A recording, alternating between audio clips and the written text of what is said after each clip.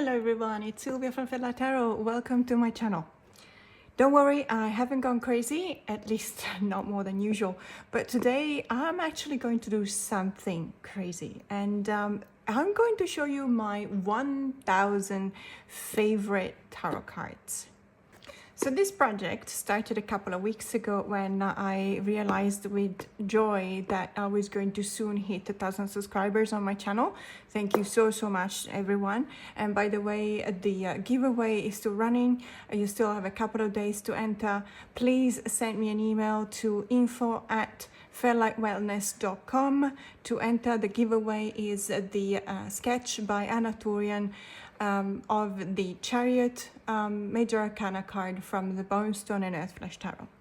So thank you so much everyone, because it's been a wonderful 6 months, and I was really so overcome with joy when I saw that I was going to hit 1,000 subscribers soon. So I decided to embark upon this project in which I wanted to show you my 1000 favorite tarot cards for now, because I do change my taste quite often, and if you follow my channel you know that I'm not afraid of changing my mind. Sometimes I'm not afraid of welcoming new decks, and whenever they really hit the spot, then I will make them soon, very quickly, my favorites as well.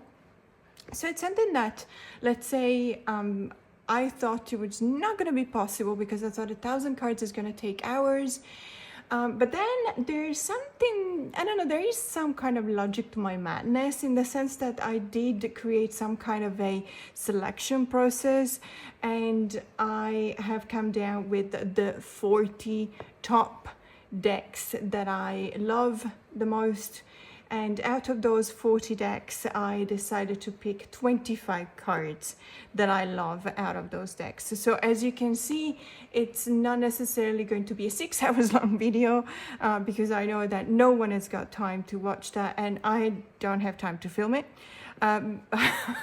So it's going to be a normal length video, but I have decided to show you 1000 favorite tarot cards. So we're going to start with something that is slightly different to what I just said. So these are all my, not all of them, these are some of my Il Meneghello decks. Il Meneghello is a publishing house located in Milano, in Italy. And they are quite famous because, let's say, is the alma mater of Maestro Osvaldo Menegazzi. And many of the decks that are published by Il Meneghello are actually creations of Maestro Menegazzi. Not all of them. There's a lot of corporation decks as well, for example this one. But what I'm going to show you is, because most of the decks that I've got from Il Meneghello are Major Arcana only. Of course I couldn't, well, as you know, there's only 22 Major Arcanas, but I needed 25 cards, and in any case there are decks in which some of the cards are not necessarily my favorite. So I decided to pick 5 decks out of the all of the Meneghello decks that I've got. I picked 5 cards from each and every one of them, and that will count as my 25. Let's have a look. Okay, let's start. So in Meneghello decks, the first one is from La Corte dei Tarocchi, and I've chosen the Fool, the Lovers, the Hermit, Death, and the Ace of Pentacles. Now there would have been many more from this deck, if I have to be honest, because it's a really beautiful deck, and also because it is one of those decks that are very unique. But because we don't, as I said, we don't have 6 hours to stay here glued to the screen, then we're just gonna go and move on with the second one, which is 22 corals in 22 Major Arcanas. And I have chosen the World, the Sun, the Wheel of Fortune, the Lover's cards, and the Empress. This is also a really, really beautiful deck that would just deserve more justice. By the way, if there's any of these decks that you would like to see in more detail, in more depth, just let me know in the comments below, and I'll make sure to film, whether it's a flip through or a walkthrough, I don't know, but there could be some something that we can do about it. So the next 5 cards are from this deck, which is 22 painters for 22 arcanas. This is a corporation deck, by the way, so I've chosen the Fool, the Pope or the Hierophant, the Wheel of Fortune, Strength, and the Sun card. This is, as I said, it's a cooperation between 22 painters, and it's a very beautiful deck because it gives you the possibility to admire all of these really glorious paintings and art style. So now we've got the Hokusai deck, so the Hokusai Tarot, also a majors only. You've probably seen this tarot deck a few times in my channel because I really, really love this deck. I actually love each and every one of the cards, of the 22 cards that it comes with, but I have to make a choice. So these are my 5. And last but not least, about the Il Meneghello decks, we're going to have a look at this deck, which is, let me translate, is the wonderful journey of a dummy in 22 arcanas. So this is a dummy that is used, it used to be used from traveling salesmen, with, you know, the intention of showing, for example, clothes. So it was a dummy that they had with all of their other goods, and to just show potential customers how the clothes would have fit a person wearing them.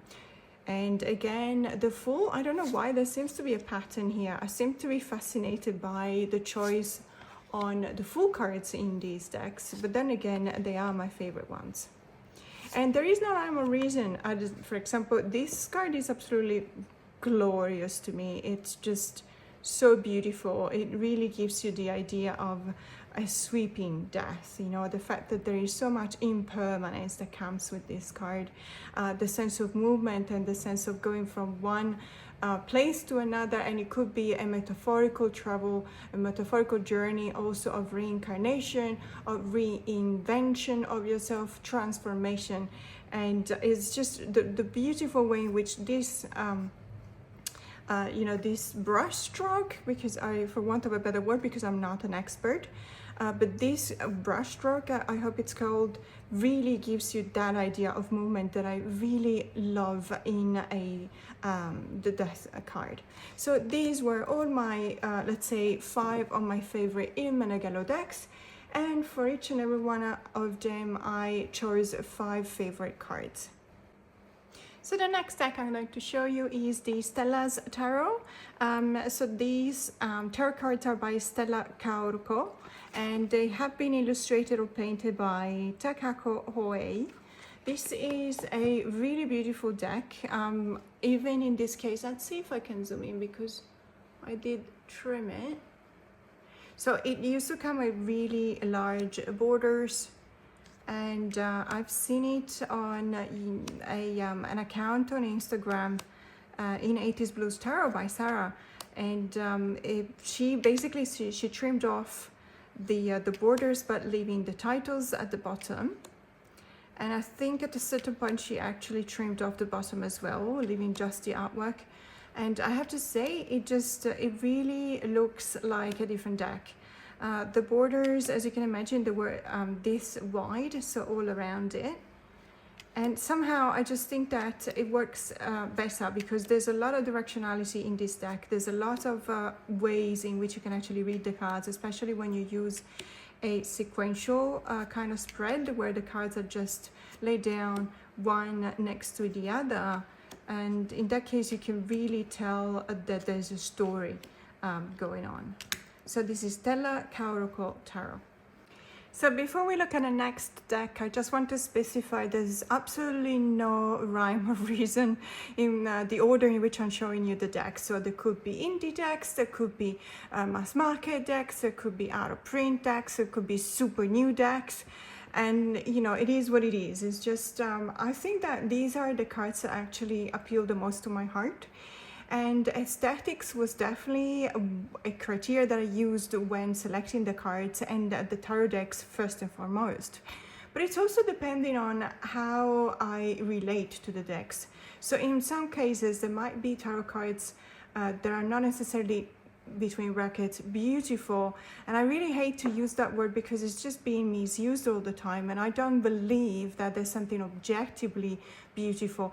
But aesthetically pleasing is one of my criteria, but obviously it's a subjective matter in the sense that it might be pleasing to me, but maybe you don't like it. And I think that that's what makes us as tarot readers really lucky. We are so incredibly lucky, especially in the last, I'd say, 10-15 years, because we've seen a massive increase in the production of tarot decks. And with that, we have seen a lot of participation coming from incredibly talented artists all around the world. So what I really appreciate is, for example, not just the aesthetics, as I said before, but when the aesthetics are actually tailored to the card that they want to represent.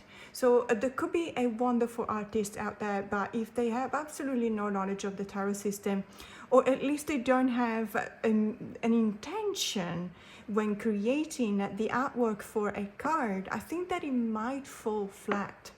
So what I really enjoy is when, yes, the aesthetics are stunning, but also when that pairs up with the meaning of the card.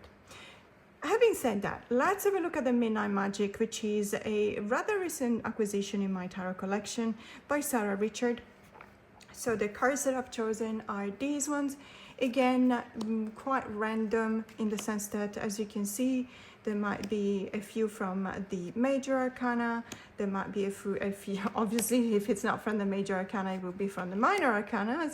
But what I mean is that there is absolutely no reason why I would actually put them in order. And I think that in many cases, in this deck in specific, the reason why I picked some of these cards is because there are elements in the card itself that actually really speak to me. So, and it might be just anything. But I do believe that when a tarot deck or a tarot card in specific speaks to you, you really have to listen. Because it's not enough, in many cases, it actually amounts to nothing memorizing the meanings of the cards. It doesn't take you anywhere. What you need to be, as I said many times before, when you're a tarot reader, you need to be an interpreter because you obviously need to understand and relay back the message of the cards, but you also need to be a storyteller because you need to keep the attention up. So this is the Midnight Magic Tarot. The next 25 cards come from the Tricksters Journey Tarot by Jia Sung. This deck is also a recent acquisition. It's a really beautiful deck. It's based on the story of the Monkey King, and it's really epic journey.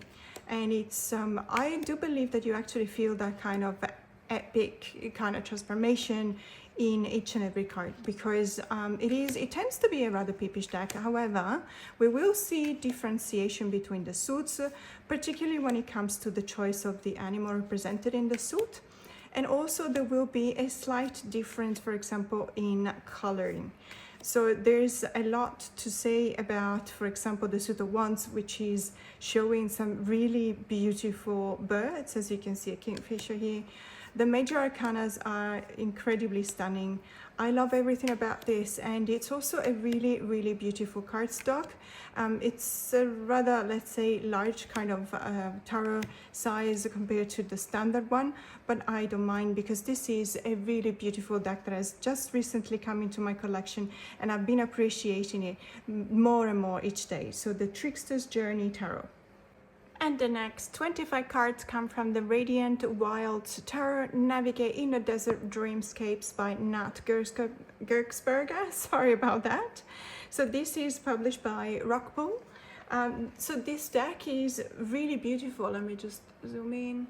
I really don't understand why I don't see more often on social media platforms, on YouTube or Instagram or Facebook, because this deck is actually very affordable. It's very beautiful. It's got a really nice gold gilding, although it is one of those that actually unfortunately tend to chip when you use it a lot like I do. And it's one of those decks that if I could do a this or that like Lisa does, I would definitely propose this deck as a mass market version of, for example, the Serpent Fire Tarot by Divani Wolf, because it does have a very similar kind of vibe. Which is a mix between an as above so below, in the sense that it does present you with a lot of dreamscapes and let's say nature, but in specific desert scapes. But it also reminds you of the other side of the veil, so the as above.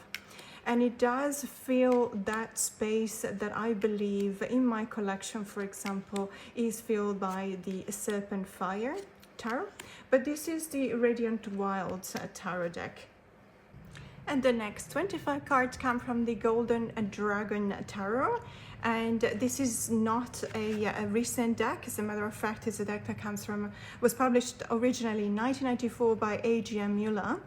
Now, this is a wonderful gift, a very generous gift by a wonderful soul, one of my subscribers, who's sent me this parcel to my PO box in Portland. And then I had to have it shipped to Australia, and then it finally arrived.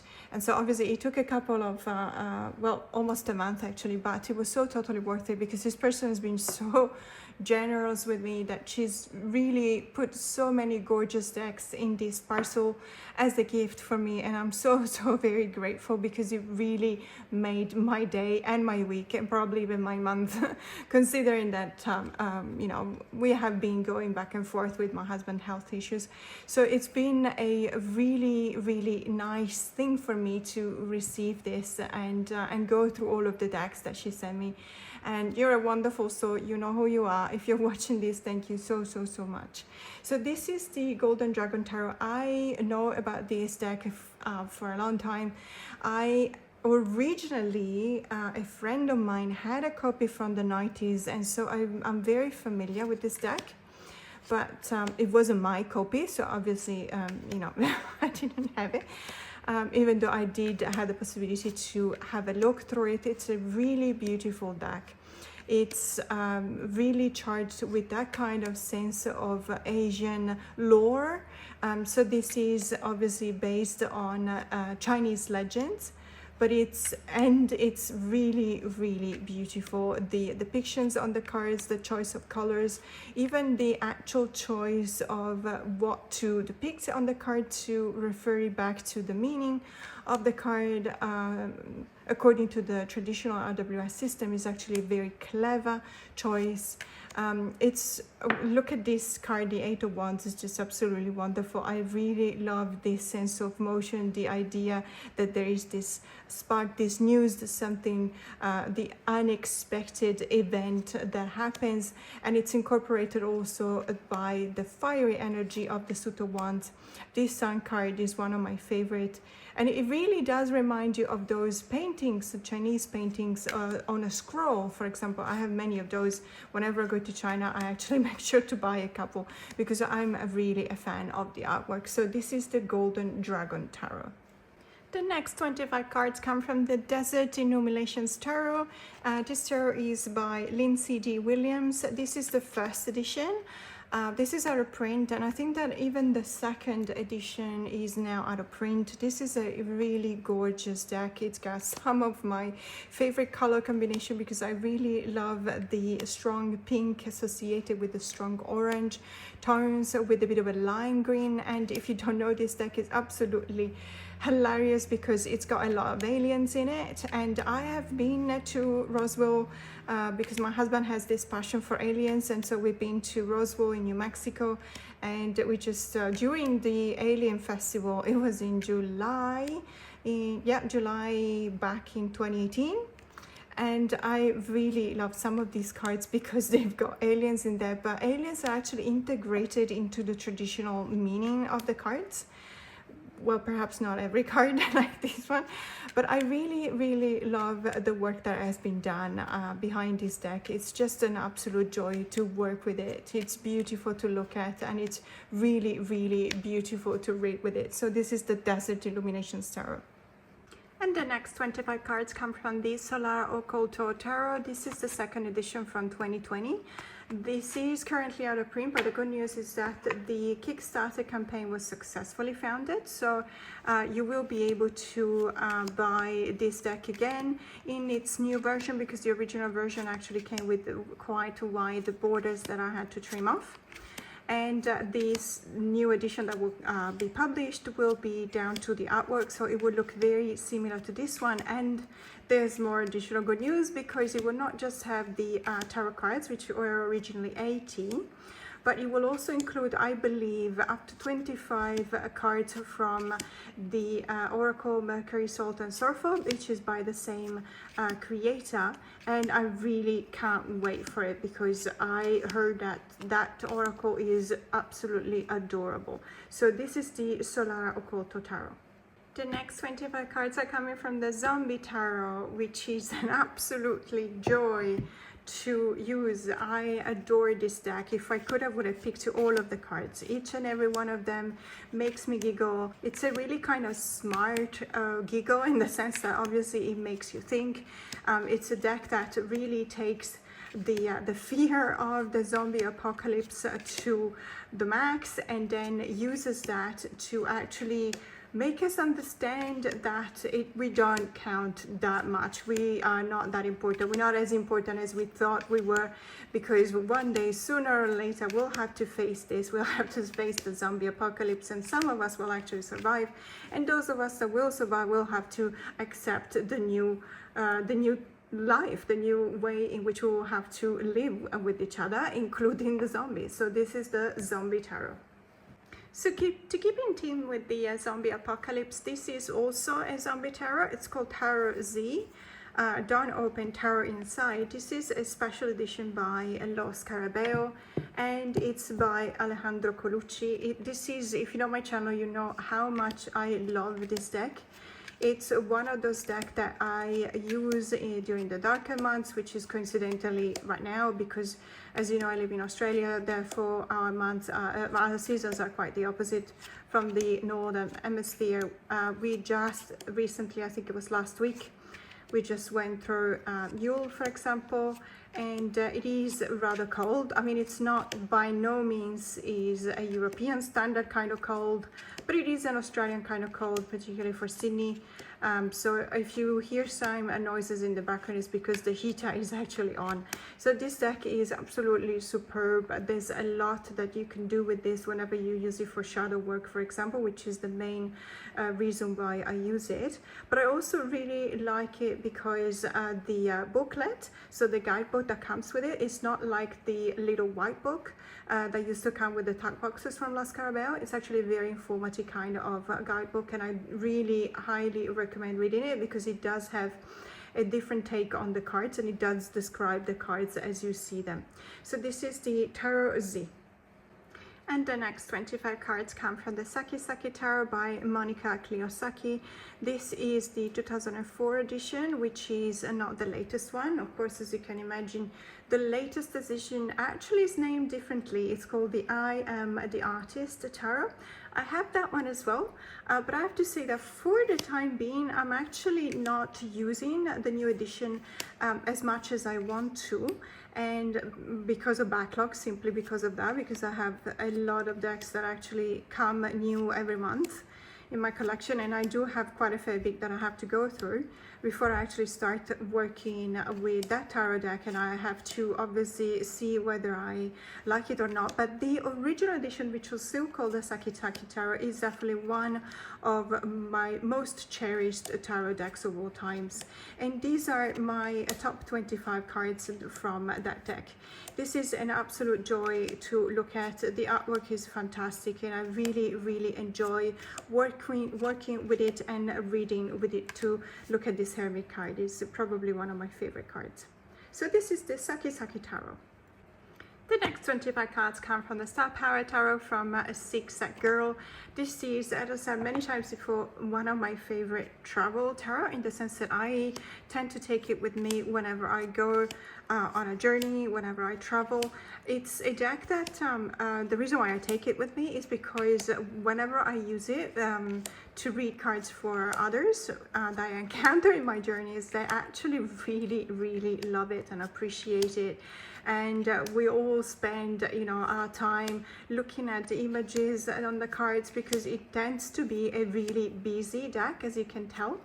And that actually is a very good initiator for a conversation. You look at the cards with somebody you just met in your journey, and it's a very nice way to get to know them, because obviously some of these cards could be also confrontational. So there will be an exchange or a conversation about these cards that could become very interesting very quickly. So this is the Star Power Tarot. The next 25 cards come from the Yokai Tarot by Bybee Plague. This is unfortunately out of print. However, I will show you probably next a very valid alternative to this tarot deck. So this is based on Japanese lore. So if you don't know familiar with it, yokai is the Japanese word for a supernatural being, and these are indeed 78 cards that represent 78 different supernatural beings that belong to the Japanese, and also a couple that come from the Chinese lore. It's an absolute joy. This tarot deck is really fantastic. I was very lucky to find it in an exchange group on Facebook. So it didn't cost me anything, but I had to give something of mine to get this as an exchange, and it was probably one of the best trades I've ever done in my life when it comes to tarot decks, because I am so very proud to have this deck. I absolutely love it, and I really hope that they're going to reprint it sometime, even though there's no news on the horizon for that. It doesn't look good, unfortunately, but this deck is a really interesting deck, and is one of those ones that will be in my forever decks, because it's very safe in my collection. So this is the Yokai Tarot. And as promised, the next deck is the very valid alternative to the Yokai Tarot. If you missed out on it, this deck is a fantastic tarot deck that is also based on a Japanese lore, and specifically on yokai. So this is the Italian version. It's called Yokai Tarot, Taraki Yokai, so Yokai Tarot. And the reason why I got the Italian version is that I believe that this was actually the first version that had been printed. It's a super new release. I think that it was published at the beginning of this month. I had to buy from Amazon Italy, and then it was shipped out, but it took a while because it was actually not even ready to ship from the publisher yet. I believe that it also comes in a French version. I have no idea whether they will translate that in English as well. However, it is a tarot deck, so I would definitely recommend it.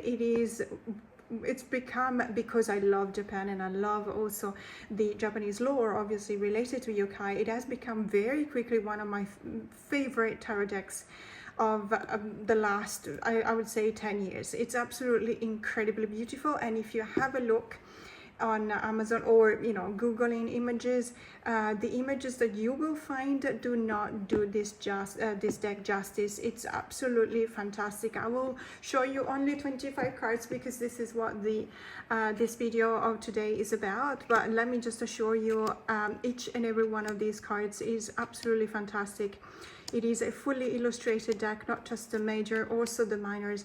There is a gorgeous book. I think it's about 180-200 pages, so obviously there's a lot that you can learn about the myths and legends surrounding the Japanese lore. If you don't have the Yokai and you missed out, this is, as I said before, a very valid alternative. The artwork is amazing, the colors are fantastic. I would say when it comes to product quality, I could have gone with a thicker deck. To be honest with you, this is very thin and flimsy, and this kind of size, because it's slightly taller than your standard tarot size, it makes it even more unstable, let's say. but I really like this so much that I could not care less. I really don't mind.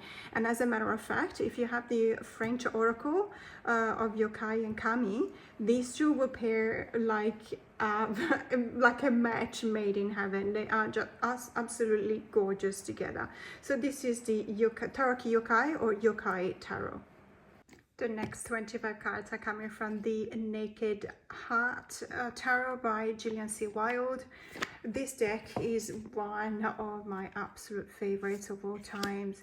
I love everything about it. It's the cardstock is one of my favorite ones. It has that buttery feel to it that reminds me as well of the Somnia Tarot, even though it's a bit thicker, let's say, than that. It's got some of my favorite animals on the cards. It's got everything you want. It's got symbology, but it's also a very intuitive, you can use it as an intuitive kind of decks in many cases. For example, it refers back to astronomy as well. It refers back to the traditional symbols of the RWS, but it's also one of those decks that lets you go really deep into a reading if you need to. And I mean, the choice of the animals in many cases is just absolutely very smart and fantastic, and I really appreciate that. So this is the Naked Heart Tarot. The next 25 cards are coming from the Blue Earth Tarot by Alison Davis. If you're new to my channel, you probably haven't seen this deck because I've actually shown this deck only a couple of times. However, let me say this, it's one of my favorite decks in the darker days. So this deck is one of those decks that is not a hug deck, so it's not a deck that will cheer you up, but it is one of those decks that will sit down with you, next to you, and if you're feeling down, it's a companion, a deck to that kind of sadness or melancholy that you're feeling. And that's one of the reasons why I'm actually really appreciative of this deck, because it does give you the possibility to not feel lonely, and I highly recommend it for those days. It's everything about it is designed in that way, in that direction, to be, you know, the person that holds your hands whenever you are going through something very difficult. And not for nothing, it's called the Blue Earth Tarot, and it's an absolutely beautiful deck, very beautiful, intuitive kind of reader. And the next 25 card comes from the Millennial Tarot, which is an absolute brilliant tarot deck when it comes to the modern take on the traditional symbols of the RWS. There is a really modern approach that is very clever, and let me tell you, it's regardless of the fact that yes, it is with AI tool. This kind of art has been generated using an AI tool. I do not honestly know how much of the then final product result has been modified by a person. So I really don't know. There is a, I think there's a QR code that you can scan and you can actually go to the website, but I will make sure to put the website on the description box below. What I really do appreciate about this deck is, as I said before, the really clever way in which it looks at the card and the meaning of the very specific card, and it gives you an actual current example of what that card can actually mean in our modern society. And as such, I can assure you that this would definitely be a really good tarot for beginners whenever you want to, if your goal as a beginner is to learn not the traditional symbology, of course, otherwise go to a traditional deck. But if you want to learn the meaning of the cards, this is definitely a highly recommended tarot deck. So the Millennial Tarot. And the next 25 cards are coming from the Tarot Bybee. Now, this is an original purchase. So I bought it that long ago. This tarot is quite famous because it's obviously out of print, and it has become very hard to find. This tarot deck is very, very beautiful because of the composition and the care in which the author has chosen the colors. So the colors are highly saturated, as you can see. It is one of those decks that are really pippish in the sense that there's literally 3 cups in the 3 of Cups card. However, there's a lot of care that is put into these pips. This is not one of those lazy pips that we can sometimes find in an RWS deck. So this is obviously imprinted on Marseille, but it's one of those decks that it's really a joy to look at and to work with because it's really, really well thought of. And this deck is, as I said before, it is hard to find, but sometimes if you really like this deck, just my recommendation is just keep an eye out for eBay listings, because sometimes someone will actually rehome it. Mine will not be rehomed because I really love it. It's also because the cards are absolutely perfect. I have actually never used it. This deck is one of those decks that I had a copy of it until probably, I don't know, 10 years ago, about 10 years ago, and then moving in one of my many moving houses, I unfortunately lost it. So this is my last remaining copy and it's going nowhere, but this is the Tarot Bybee. And the next 25 cards are coming from the Ink Witch Tarot deck by Eric Mao. This is one of my favorite tarot decks, and it is one of my favorite travel tarot decks.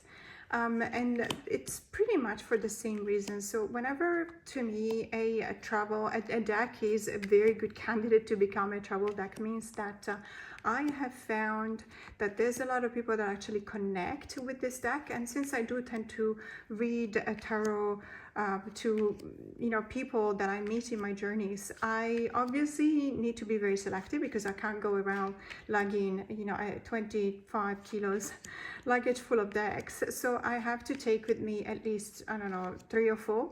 That's what I usually do. And because I have so many and I love so many, that choice is very difficult to make. So I really need to narrow it down to the ones that I will actually give the possibility to bond with the widest, let's say, group of people. And I really believe that this deck is so well balanced, and apart from the fact that it's actually gorgeous, that it gives you exactly that. It gives you the possibility to bond with a lot of people, because there is something for everyone to enjoy in this deck, which is the Ink Witch Tarot deck. The next deck we're going to talk about by showing you my top 25 cards is the Blood Moon Tarot by Sangwai. This is the deluxe edition from a couple of years ago, and the good news is that in Sam's newsletter there's even more news now on the fact that this deck is going to be reprinted, although there will be a couple of tweaks, let's say.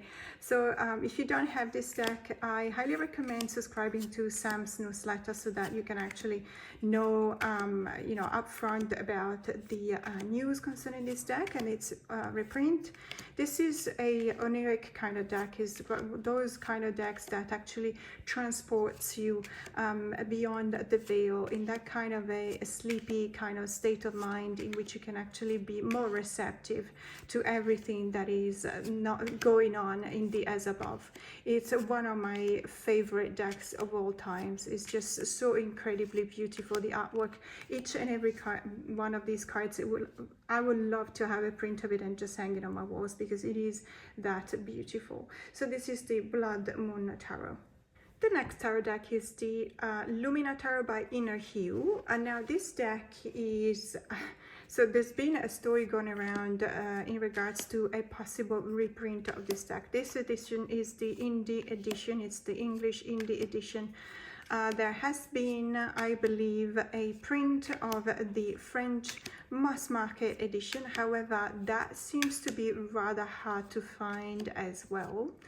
There were talks about a mass market translation in English, but unfortunately that talk has stalled, in the sense that I haven't actually found any more news related to that. So apologies for that. It's actually one of those decks that I was really looking forward to. If you do have the French mass market edition, keep it. That's my recommendation, because there actually is no certainty about an English translation. So this deck is becoming, the indie edition was already hard to find, it's becoming even harder to find and quoted at even highest prices. But now even the French mass market edition seems to become more and more valuable, because it seems to be quite hard to find it. So this is the Luminator Tarot. The next deck is the Macabre Tarot by Sam West or Sam Rook. Now this deck is an absolute pleasure to use during the darker months, especially, well, the darker months in the Northern Hemisphere, so I'm talking about Halloween, obviously. Around Halloween, this is just a joy to use, because it's one of those really typical decks that will make you chuckle in some cases, but also take the cards very seriously. I remember seeing so many walkthroughs of this deck, and people starting to say, yeah, this deck is really funny. It's got a really kind of comic looks at all of these really dark cards, and then these people using this deck and realizing that there's nothing comical about the meanings of the card and the way this deck actually reads at all. And I really appreciate that, because I can, on the one hand, appreciate the artwork and the fact that it does have this kind of, you know, taking life not too seriously kind of approach, but also is very, very intense when you read it. And it is the kind of intensity that you kind of expect from a deck that you want to use for Halloween. So this is the Macabre Tarot. And the next deck I'm going to show you through my 25 most favorite cards is the Jonasa Zhao 6th edition, the jumbo version of this edition. We've talked about this deck when I was showing the botanical decks in my collection. This is an absolute joy to work with, and I'm so very lucky and happy to have 4 different editions of this deck. It's just really beautiful, and I love the fact that I have the jumbo, because in this case I can really look at the artwork and appreciate it. And there is so much that can be said about this deck. It's just it's a real joy to have. I can highly recommend it. It's one of my favorite, and this is by far one of my favorite Emperor cards of all time. It's just absolutely beautiful. So this is the Jonasa Zhao's jumbo edition. And another one of my favorite decks of all time that I'm going to show you through my 25 most favorite cards is the Santa Muerte Tarot. This is by Fabio Listrani. It's a special edition by Lo Scarabeo. This deck, sorry, I actually accidentally moved the camera. So this deck, I think it was published a couple of years ago. I know that I've had it in my collection for a while. Unfortunately, it is that kind of glossy that catches the light, but I don't mind, because it's an absolutely beautiful deck. And as you can imagine from the title, Santa Muerte, so it refers back to the Dia de los Muertos, or the Day of the Dead. And it's just really important to understand the concept behind death whenever it's celebrated in such a day in the Latin American culture, in specific in Mexico. Now this deck actually reproduces that. It really shows you how important an entity has become, this approach to death, to the extent that death has become Santa Muerte, so saint death. I really love all the references to the this culture and this world. I love the artwork. I love the fact that there is, for each and every card in the guidebook, there's actually a really good explanation that you can really work on. And it's an absolutely beautiful deck to use, not just in the darker months or whenever you feel close to Halloween and want to use the darker decks, but it's actually one of those decks that you can really use year round, because it is a really beautiful reader. So the Santa Muerte. And the next 25 cards come from the Neon Moon deck by Parcel Occult. This deck was also featured in my 90s video because it reminds me so much of that decade. The combination of colors is just superb. I really love that kind of shocking floral kind of pink with the purple and the black in the background. It really does give a lot back, in the sense that it's one of those decks in which you feel like you have to get yourself into the card, into the scenery depicted in the card, and be one of the protagonists and understand what's going on and take part into your journey. And it's one of those decks that will really make you a better reader because it is so different and so unusual and so detached, but at the same time, yet referring back to the same symbology of the traditional decks. Is definitely one of my favorites. So the Neon Moon Tarot. And the next deck is a very famous one. It's the Bonestone and Earthflesh Tarot by Avalon Cameron, illustrated by Ana Tourian. As I was saying in one of my videos before, this deck is due to be reprinted in a mass market version. There will be a couple of changes. I highly recommend you follow Ana Tourian's Facebook page. I'm pretty sure the Facebook page is where she shows all the changes to the cards. It might also be on Instagram. And it's just a joy. I keep on saying this because, of course, these are my top 40 tarot decks at the moment, the ones that I really do appreciate the most. Let me see if I can zoom in to show you the cards a little bit better. So this deck, I would say that it was a very difficult choice to just choose 25 cards out of the 78. There's actually probably 80 because there's a Bruja Tarot card as well. But in any case, it was very difficult to narrow it down to only 25 because I would literally just go over the whole deck and say, I like this one, that one, and that one, and just, you know, ending up with 50 cards. And I cannot show you 50 cards out of one deck because that's against the rules. It's only 25 per deck. So it was a very difficult but also very useful project for me to embark upon because I really, by narrowing it down, I also asked myself, why do I like these 25 out of the whole deck? So perhaps there's something there, perhaps it is a meaningful choice. So this is the Bonestone and Earthflesh Tarot. And the next deck is the Gnostic Tarot, and it's also part of one of those decks that has been so generally gifted to me by one really wonderful soul of my subscribers. This deck is extremely interesting for me in particular because it's called the Gnostic Tarot, and it's based on Gnosticism, in particular the way in which Carl Jung has been looking and, you know, studying and also developing his own interpretation of Gnosticism. So if you're familiar with my channel, you will know that for many decades, I've been interested with the study of the human mind. Therefore, you know, disciplines like psychology, but also neuroscience are extremely interesting for me. And I've done several studies related to that. In particular, I really love the history of psychology, and I love the interpretation of many of these cards because it does remind me a lot of that angle that Jung was giving to Gnosticism.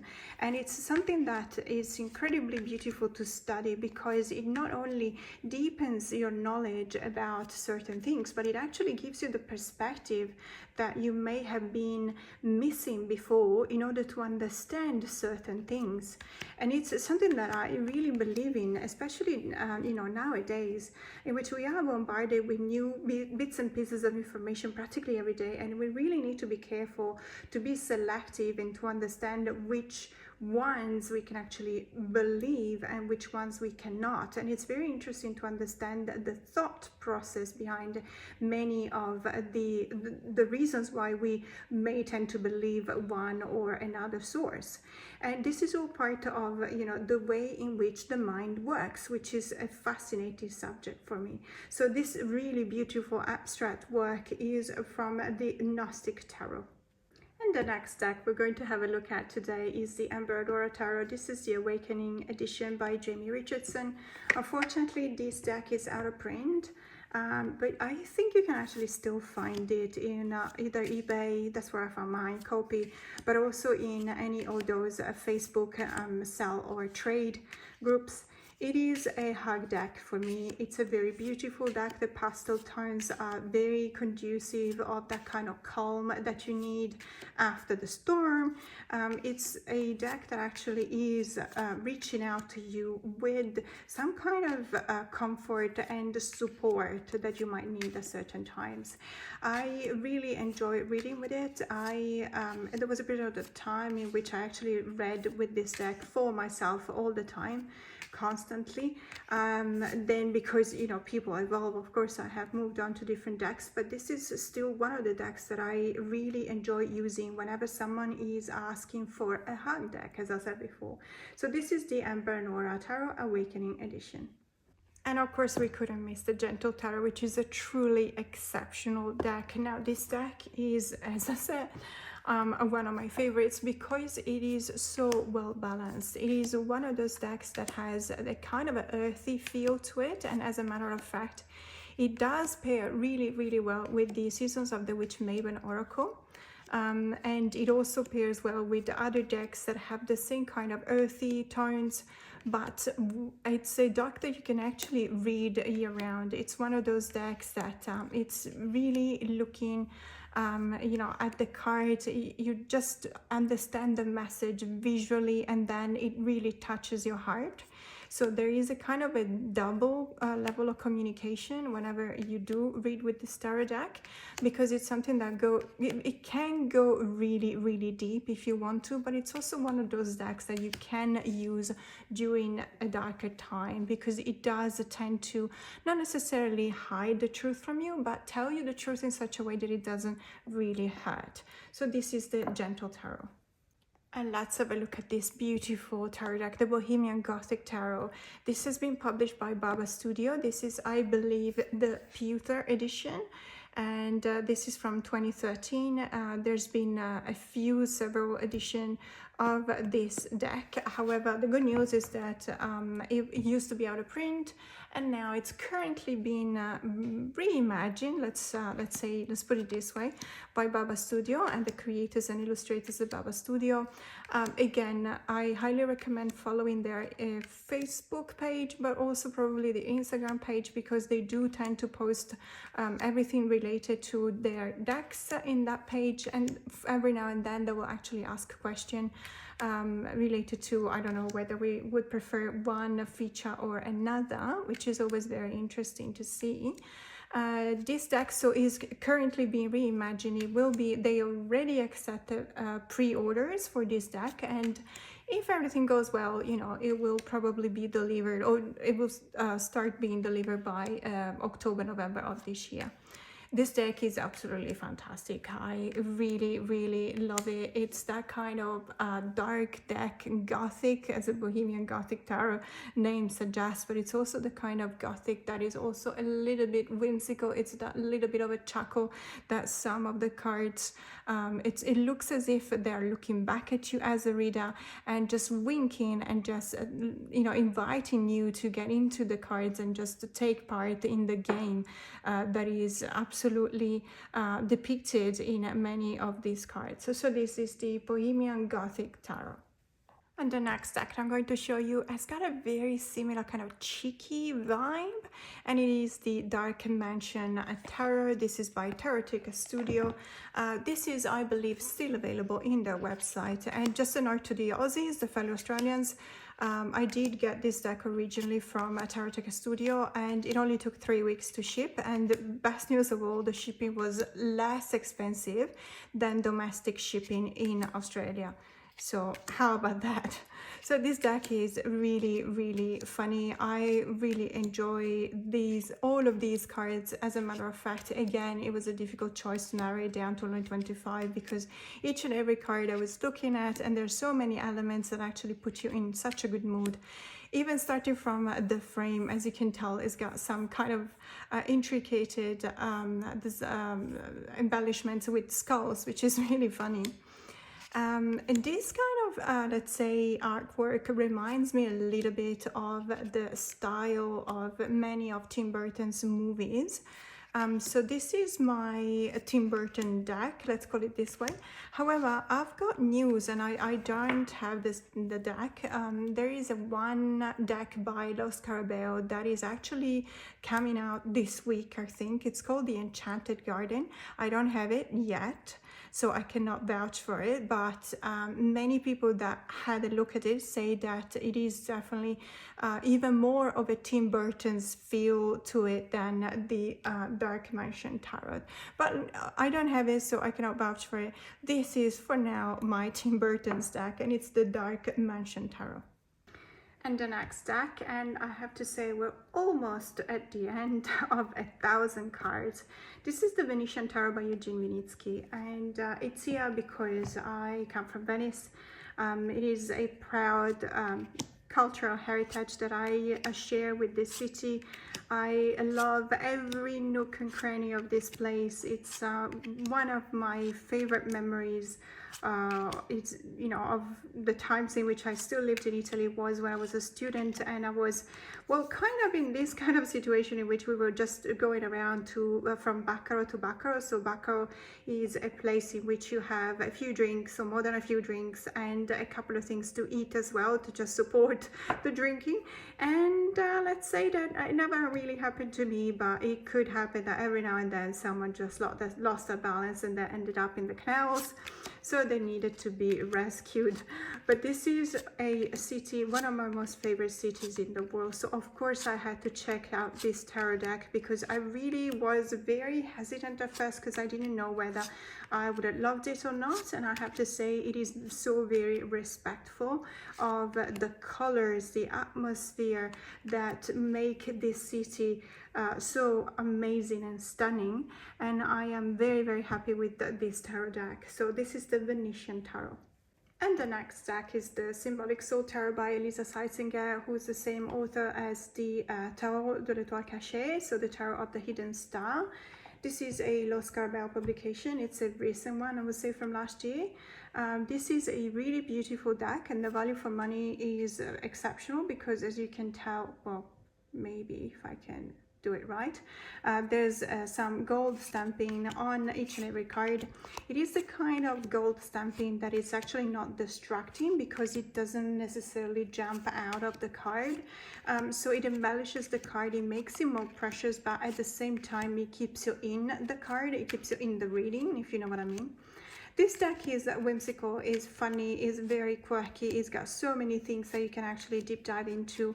The guidebook is amazing because apart from the usual meaning associated to the cards, it actually has a section at the end of the traditional meanings in which it tells you the behind the scenes of many of these cards. And as a matter of fact, when I did my video about Easter eggs to be found in tarot, I've talked about this tarot deck because there are so many. As a matter of fact, even on this card, as you can tell, one of the figures is actually sitting in the bathroom. So it's actually kind of that kind of wow factor that makes you go, why is this person doing that, and why is this person dressed in a certain way, etc. So this deck is really beautiful, reads really well, and it's a kind of cardstock that I really like. It's a kind of matte cardstock. It feels a bit papery at first. When you start using it, you will see that it actually fans out really well, and the more you use it, the better the feel to it will be. So this is the Symbolic Soul Tarot. This next deck is the Tarot of the Abyss by Ana Tourian. As always, Ana is one of my favorite illustrators ever, and I really enjoyed this deck as well. Now, there's something that needs to be said. So this deck is in black and white. However, the use of the artwork, let's say the pencil work that is on the cards is so well done that actually gives you a kind of a 3D kind of sense of the images. It gives you that depth of feel that sometimes black and white decks do not have. I have seen a lot of people try and color in this deck to give it a bit of a, a punch. I will never attempt to do that simply because I am not good enough at all with coloring or drawings. It's not my media. It's not something that I ever actually learned how to do properly. So I would definitely ruin it. I've seen some really good results, but to be honest with you, it would make it very similar to the Bonestone and Earthflesh if it were in colors. So I actually do enjoy the fact that it's in this kind of black and white, because Ana's artwork is just absolutely fantastic, and I believe that it doesn't necessarily need color to stand out.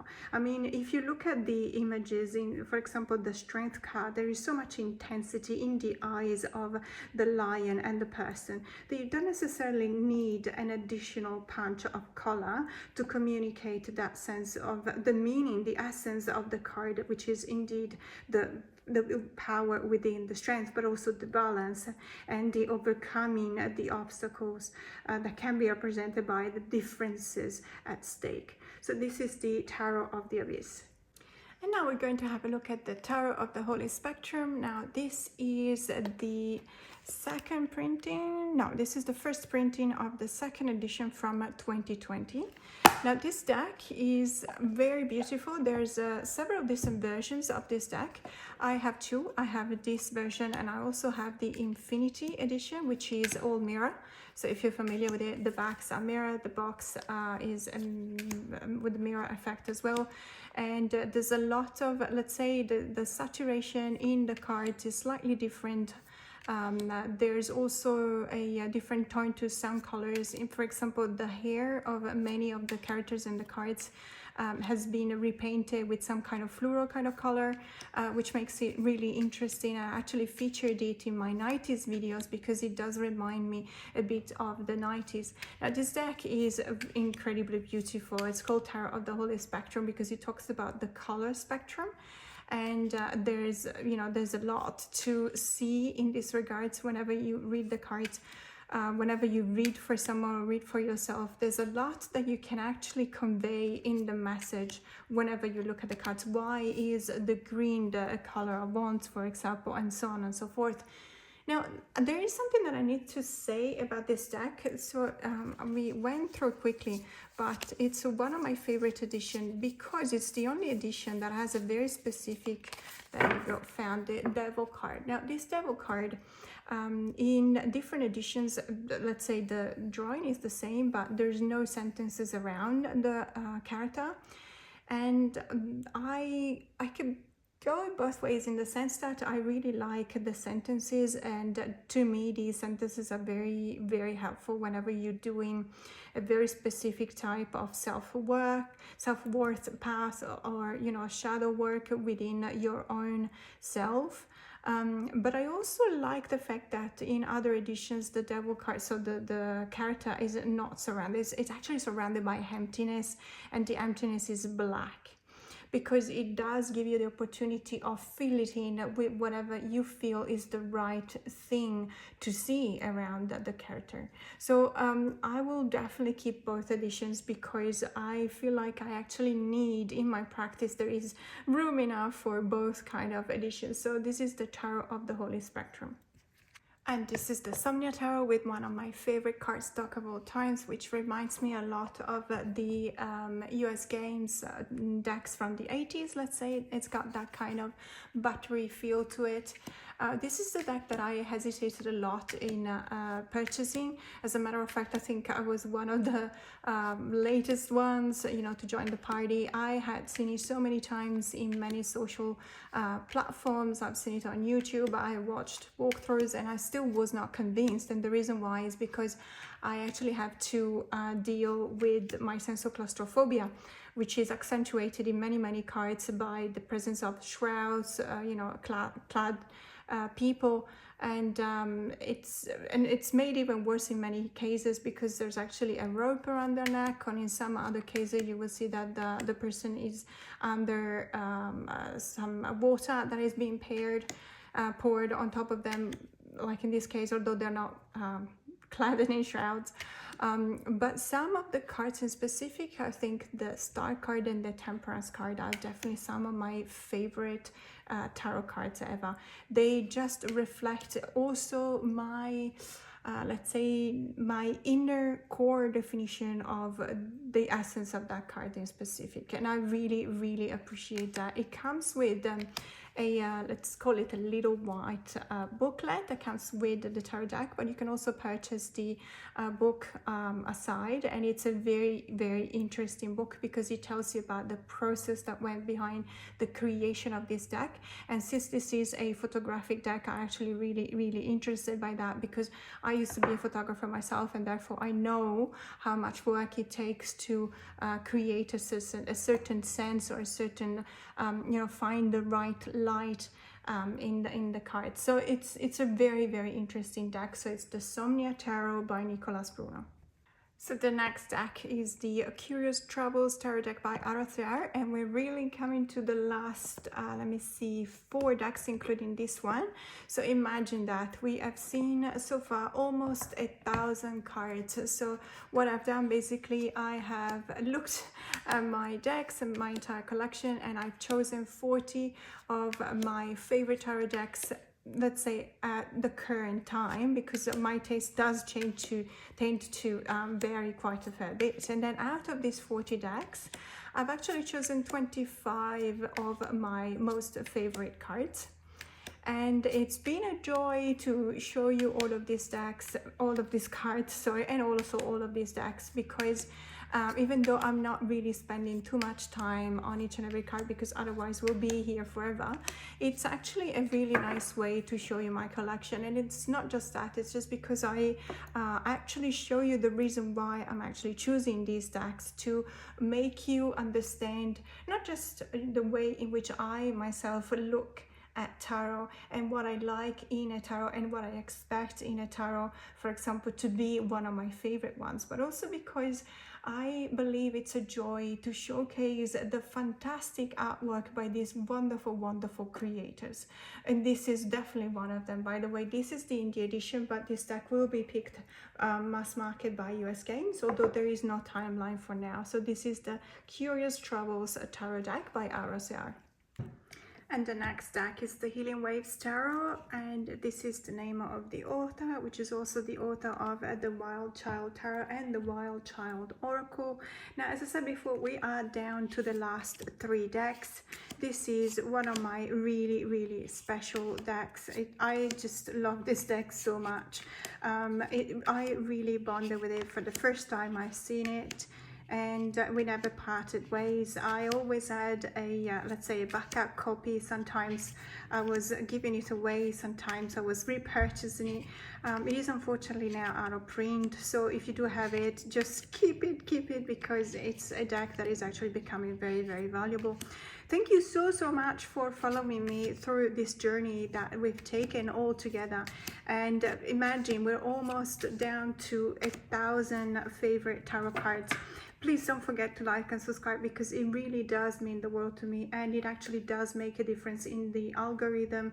We live in the world in which we have to understand that we depend on the algorithms for our content as YouTube creators to be seen and, you know, to be shared with others. So I always appreciate whenever you guys put a like on the video or when you comment, because it really means a lot in the sense of engagement is actually creating even more engagement itself.